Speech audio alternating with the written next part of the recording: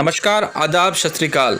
RS news में आपका स्वागत है। चलिए देखते हैं बिहार की 20 बड़ी खबरें। बिहार में रिकवरी दर 83.74% हुई। 1444 नए कोरोना संक्रमित मिले। मृतकों की संख्या 644 हुई। बिहार में प्रशासनिक फेरबदल, 10 आईएएस अफसरों का तबादला। पटना सदर एसडीओ तनय सुल्तानिया दरभंगा के डीडीसी बने। बदले गए अफसरों में मुजफ्फरपुर के नगर आयुक्त के अलावा अनुमंडल पदाधिकारी के पद पर तैनात 9 आईएएस अधिकारी शामिल हैं। सुपौल घटना की खुलासा, पहले से तय था प्लान। सुनसान जगह पर गाड़ी रोक चालक ने ही अपराधियों को बुलाया, फिर हुई 49 लाख रुपए की लूट।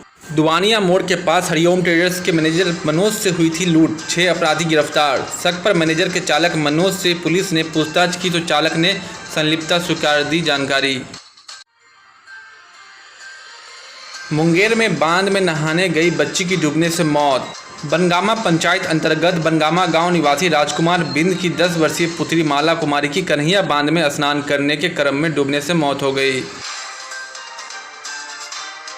जन्मे बच्चे को शौचालय में फेंक कर चली गई मां। अस्पताल के कर्मचारी ने रोने की आवाज़ सुनी तो बचाया।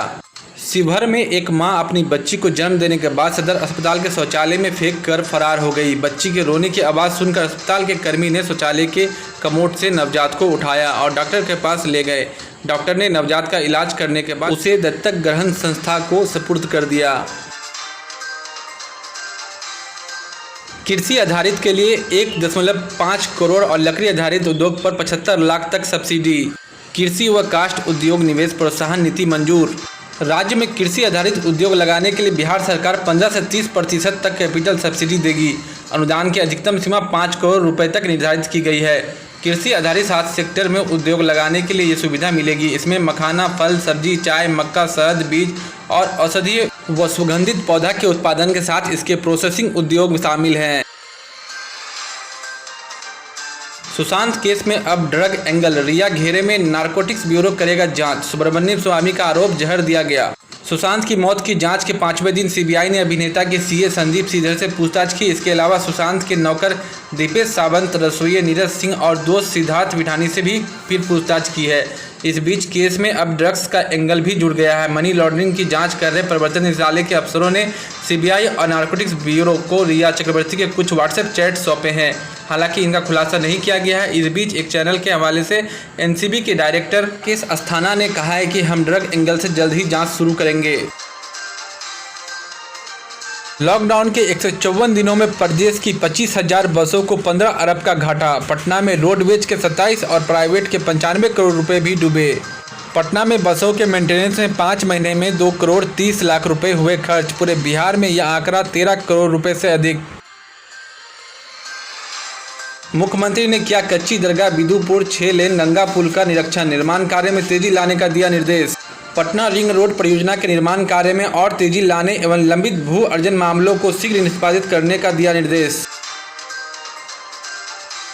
पटना में 72 स्थानों पर बनेगा स्टैंड। आम लोगों को किराए पर दी जाएगी साइकिल। रांची व भोपाल की तर्ज पर निगम शुरू करेगा इको फ्रेंडली परिवहन व्यवस्था। Bailey road, Boring road, Ashok Rajpath, Kankarbagh, Gandhi Maidan समेत 30 इलाकों में प्रारंभिक चरण में बनेंगे साइकिल स्टैंड।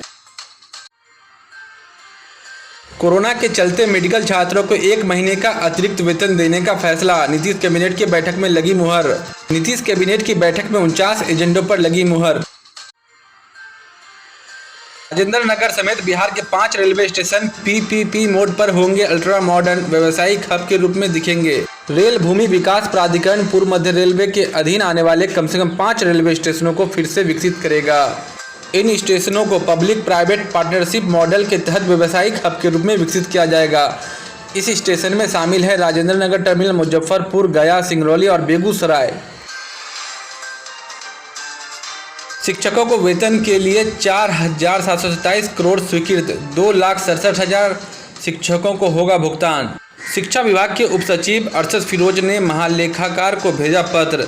समग्र शिक्षा अभियान के तहत कार्यरत शिक्षकों के वेतन भुगतान के लिए राज्य सरकार ने 4,727 करोड़ 95 लाख रुपए का स्वीकृति दी है। मुजफ्फरपुर बालिका गृह कांड, दिल्ली हाईकोर्ट में बोली सीबीआई, ब्रजेश की सजा रखी जाए बरकरार, 15 सितंबर तक के लिए सुनवाई स्थगित। सीबीआई ने दिल्ली उच्च न्यायालय को बताया कि मुजफ्फरपुर बालिका गृह मामले में सजा काट रहे ब्रजेश ठाकुर को दोषी ठहराया गया था।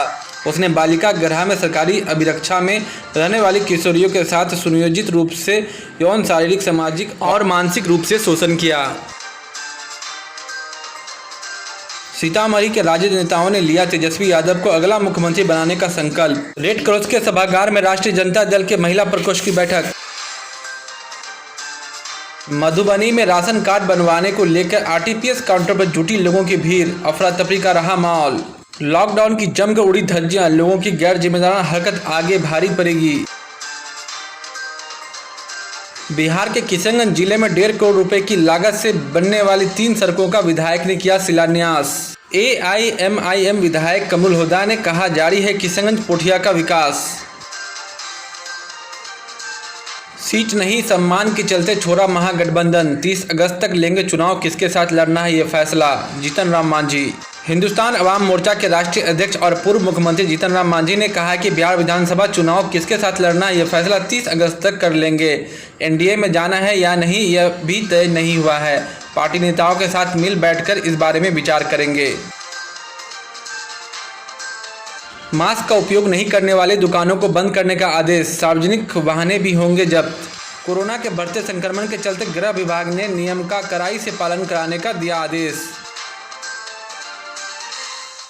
कैबिनेट का फैसला, अल्पसंख्यक माध्यमिक विद्यालय के शिक्षक कर्मियों को 7वां वेतनमान। राज्य सरकार ने राज्य के मान्यता प्राप्त राजकीय अल्पसंख्यक माध्यमिक विद्यालय के शिक्षक और शिक्षकेतर कर्मियों को 7वां वेतनमान देने का फैसला किया है।